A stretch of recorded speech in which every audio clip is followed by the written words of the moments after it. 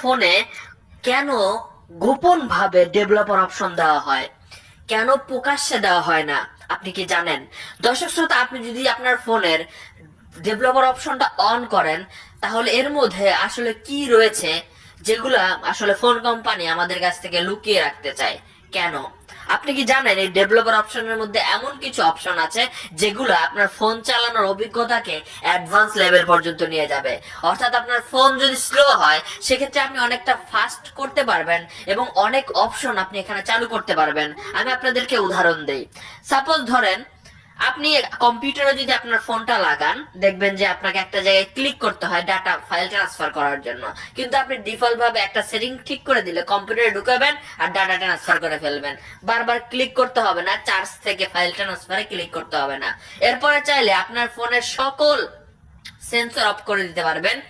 আপনি অন্যজনের কাছে ফোন দিবেন, আপনার ফোনের ক্যামেরা কেউ অন করতে পারবে না ভাই, শুধুমাত্র আপনিই জানবেন। আরো অনেক কিছু ভাই, আপনার ফোনটাকে ফাস্ট করে ফেলতে পারবেন। আপনার ফোনের কোন অ্যাপ গুলো আপনার র্যাম বেশি খাচ্ছে, জায়গা বেশি খাচ্ছে, সেগুলো আপনি ধরে ফেলতে পারবেন। আপনি কোথায় কোথায় টাচ করছেন, আপনি একজন YouTuber, content creator, touch option এখানে শো করবে।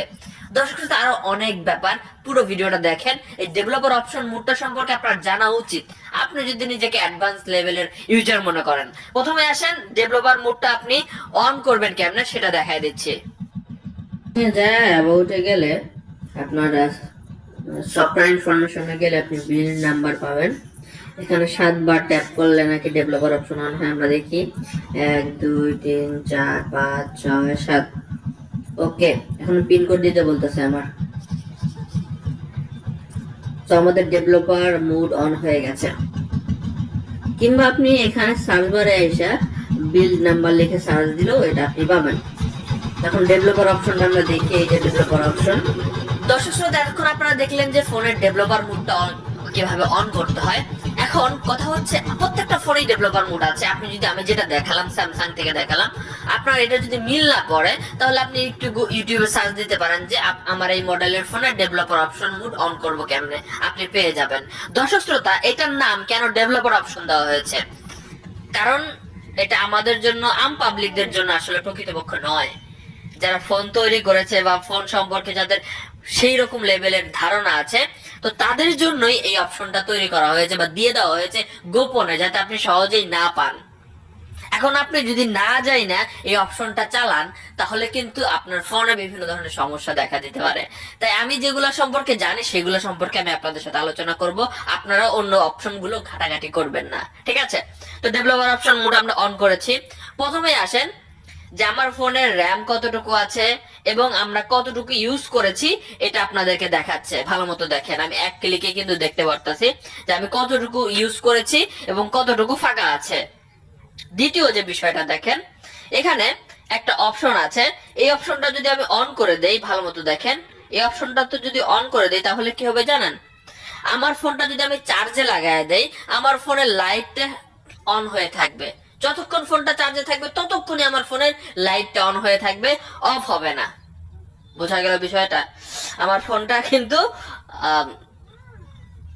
স্লিপ মোডে যাবে না। এই অপশনটা স্বভাবতই আমরা অফ রাখবো। এখন দেখেন, আমি আপনাদেরকে যে গুরুত্বপূর্ণ বিষয়গুলো সেগুলো দেখাবো। এখন আমি আপনাদেরকে বলেছিলাম যে আপনি আপনার ফোনের সেন্সর গুলো অফ করতে পারবেন। এখানে দেখেন কুইক সেটিং ডেভেলপার আছে।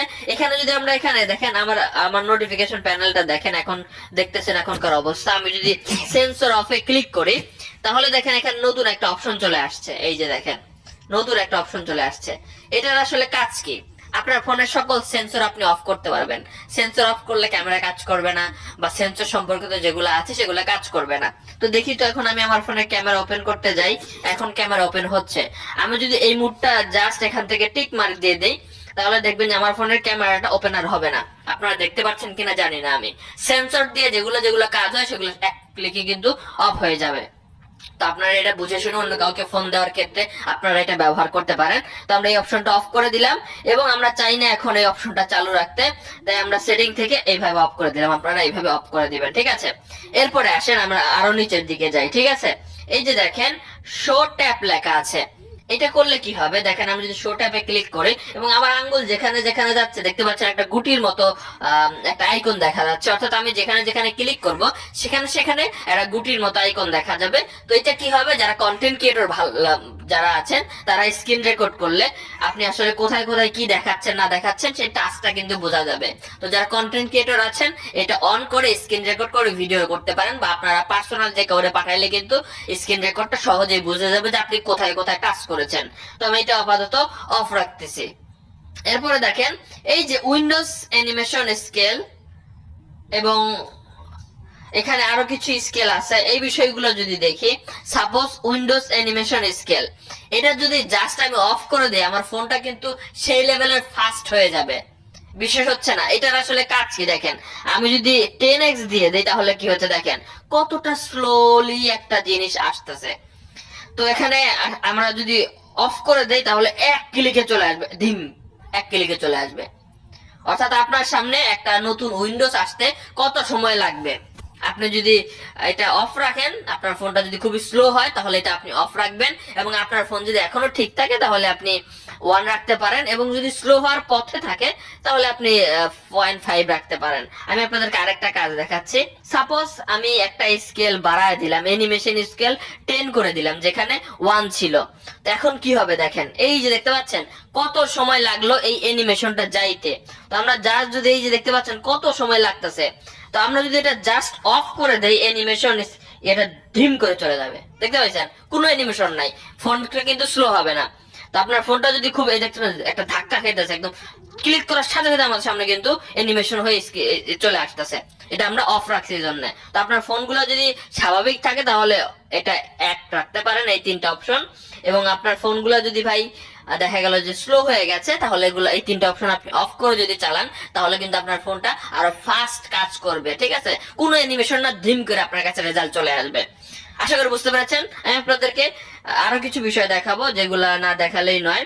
যে এই যে দেখতে পাচ্ছেন ডিফল্ট ইউএসবি কনফিগারেশন, এখানে চাপ দেন। চাপ দেওয়ার পরে সাপোজ জানেন যে আমরা যখন ইউএসবি প্রবেশ করাই অনেক সময় দেখা যায় যে এখানে এটা চার্জিং মোডে থাকে, হ্যাঁ চার্জিং মোডে থাকে।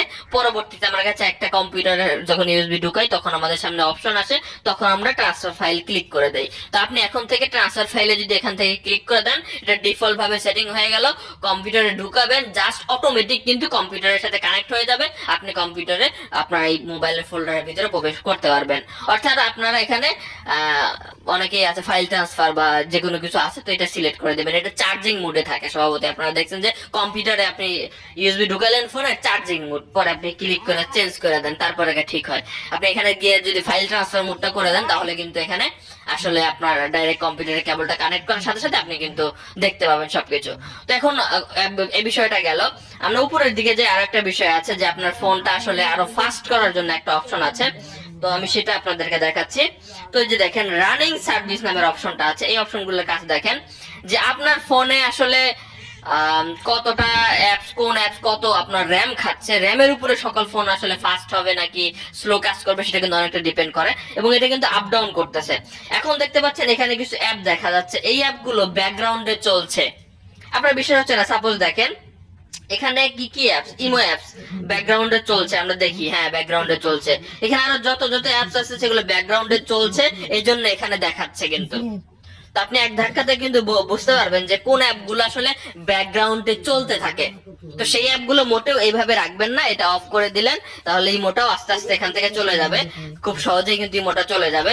বা ইমো কত জায়গা নিয়েছে, আপনার র্যাম কত খাইছে সেটা কিন্তু এখানে দেখাচ্ছে যে ইমো আপনার কত জায়গা খাইছে। তো আপনার কাছে যদি মনে হয় যে না ইমোটা আমি অফ রাখবো, আমার ফোনটা স্লো হচ্ছে, অনেক জায়গা খেয়ে ফেলেছে, আপনি কিন্তু এখান থেকে এটা স্টপ করতে পারেন বা আপনি একটা ব্যবস্থা নিতে পারেন, ইমোটা আনইনস্টল দিতে পারেন। তো এটা কিন্তু একটা বিষয়, চরম বিষয়, যেখান থেকে আপনি বুঝতে পারবেন যে ব্যাকগ্রাউন্ডে কোন অ্যাপগুলো চলছে এবং সেই অ্যাপগুলো কত এমবি র্যাম খাইছে আপনার, এবং ভাই আপনি এটার উপর একটা ব্যবস্থা নিতে পারবেন খুব সহজেই। তো আমরা ডেভেলপার অপশনের কয়েকটা বিষয় দেখালাম, এগুলো আপনারা সচেতন হয়ে ব্যবহার করতে পারেন। ধন্যবাদ সবাইকে, ভিডিওটা ভালো লাগলে শেয়ার করে দিবেন।